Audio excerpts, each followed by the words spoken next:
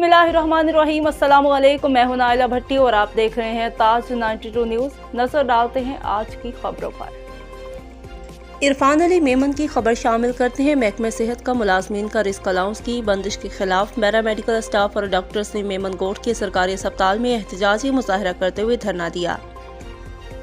उनका कहना था कि बढ़ती हुई महंगाई में रिस्क अलाउंस की बंदिश मुआशी ज्यादती है। उन्होंने कहा कि इस वक्त सिंध भर में महकमे सेहत के मुलाजमीन एहतजाज कर रहे हैं। उनके मुतालबात मानकर रिस्क अलाउंस फौरी बहाल किया जाए। इतलात के मुताबिक सिंध गवर्नमेंट अस्पताल मेमन गोट में डॉक्टरों और अमले के एहतजाज के बायस गुज़श्ता 2 रोज से OPD भी बंद है, जिसके बायस मरीज दरबदर हो गए हैं। अमले का कहना है कि हम अस्पताल में मुख्तलिफ अमराज में मुब्तला मरीजों का इलाज करते हैं, जिसके लिए हमें रिस्क अलाउंस मिलता था। रवां माह की तनख्वाहों से अचानक रिस्क अलाउंस की कटौती की गई, जो हमारे साथ नाइंसाफी है। जबकि पाकिस्तान के दीगर सूबों में डॉक्टरों और अमले की किसी भी किस्म की तनख्वाहों से कटौती नहीं की जा रही। उन्होंने हुकूमत सिंध और महकमा सेहत से अपील की है कि उनका रिस्क अलाउंस बहाल किया जाए।